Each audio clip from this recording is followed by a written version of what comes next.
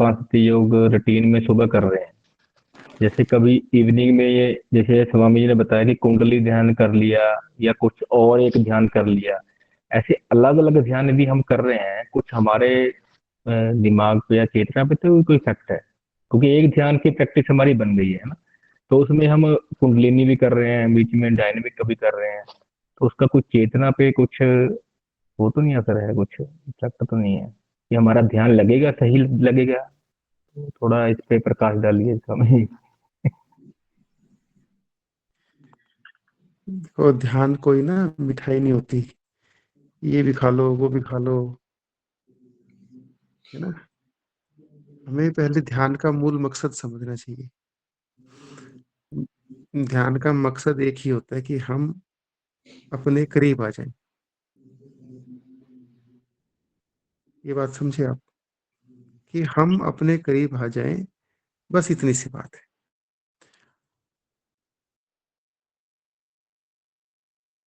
अब पहली तो बात, अपने करीब आने के लिए हमें विधियां करनी पड़े। कैसी विडंबना है मनुष्य की, अपने ही करीब आने के लिए।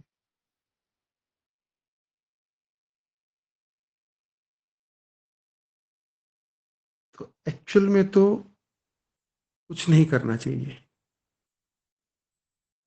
लेकिन जो ये कुछ ना करने की बात है, इसे सीखने के लिए बहुत कुछ करना पड़ता है।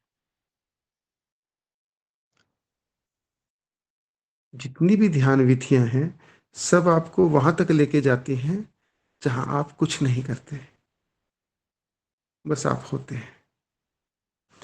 तो आप एक विधि चुन लो, कोई भी एक एक विधि को आप ध्यान के रूप में प्रयोग करो कि भाई मैं अपने आत्म विकास के लिए इस विधि को चुनता हूं। ऐसा समझो, आपने सुना है कि पहले मंत्र सिद्ध करने होते थे। मंत्र लिया, उसकी सिद्धि कर ली। इसका मतलब क्या है? उस मंत्र के साथ हमने विवाह कर लिया।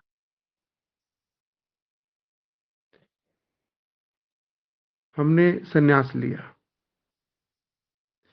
संन्यास का मतलब क्या है? हमने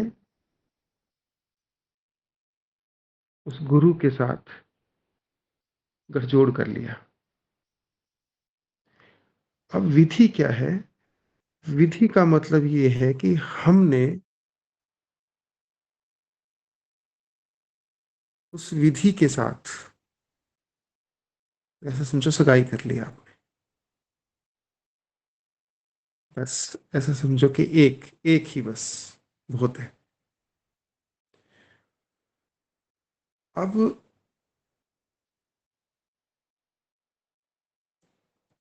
जो विधि है, उसकी आपने 1 घंटा, 1.5 घंटा, 2 घंटा आपने करी प्रैक्टिस, लेकिन बात इतने से नहीं बनती। अब बाकी समय क्या करोगे? बाकी समय आपको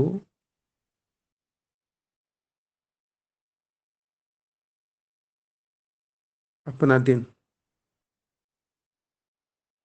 बोध से या प्रेम से गुजारना चाहिए। या तो बोध से गुजारो, होश से। होश कठिन हो तो प्रेम से गुजारो। तो वो जो विधि थी जिसके साथ हमने सगाई की थी, फिर वो विवाह में तब्दील होती है, ऐसा समझो आप। और यदि हमने दिन भर में प्रेम नहीं साधा, तो सगाई टूट जाती है।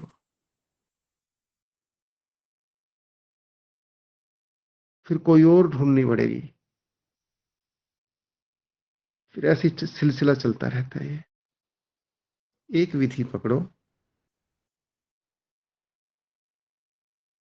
और मैं एक बात और कहता हूँ, वैसे उसकी जरूरत नहीं है, उसकी भी जरूरत नहीं है, पर कुछ ना कुछ चाहिए अभी, इसलिए एक पकड़ लो बस। नहीं तो आप हो और आप ऐसा जान भी रहे हो कि आप हो। आप बैठे हो और आप बोधपूर्वक बैठे हो, बस पर्याप्त है।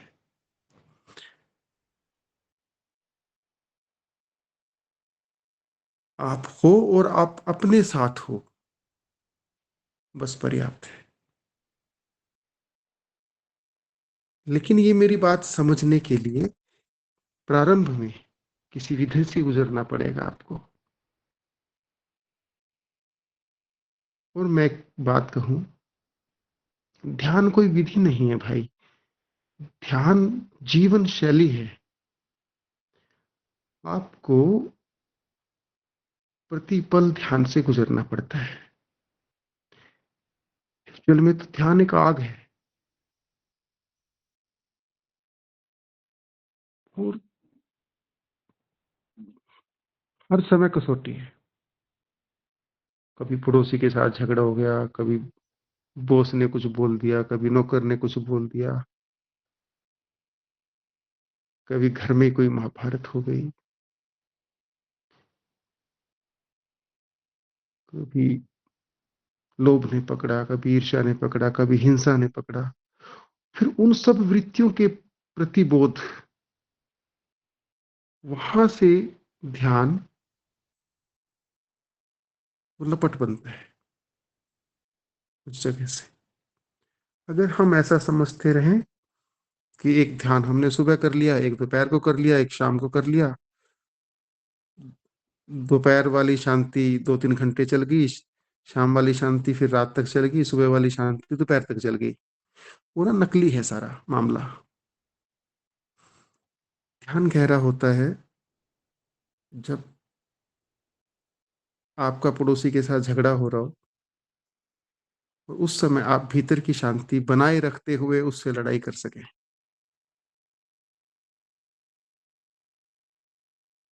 ध्यान गहरा होता है विपरीत परिस्थितियों में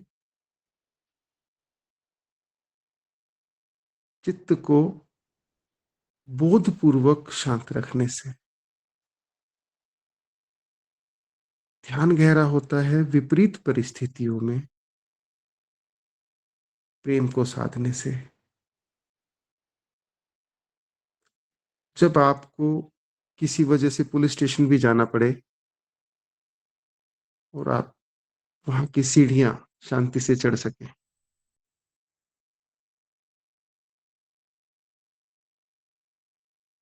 ध्यान गहरा होता है जब घर में कोई दुखद घटना हो गई हो, उसको बहुत शांति से स्वीकारने से, वहां से ध्यान गहरा होता है। ये 2-2 3-3 ध्यान करके तो सिर्फ अहंकार ही बड़ा होता है। आप मेरी बात तो मान के देखिए, एक हफ्ता। और मैं कहूँ आपको कि हफ्ता तो बहुत है परिवर्तन के लिए। एक हफ्ता जो मैंने कहा,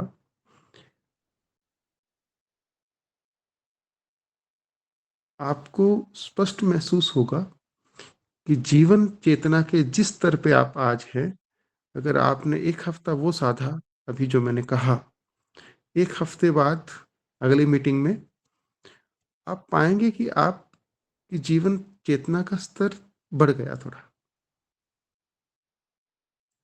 और यही विकास है। नहीं तो फिर हम ऐसे ही घूमते रहते हैं, गोल गोल गोल।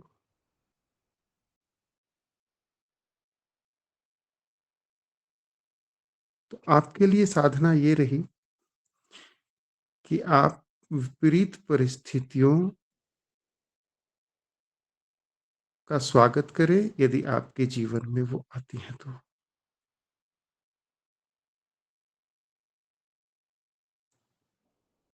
और वो विपरीत परिस्थितियां आपको गहरा बनाएंगी और जागरण की ऊंचाइयां भी देंगी।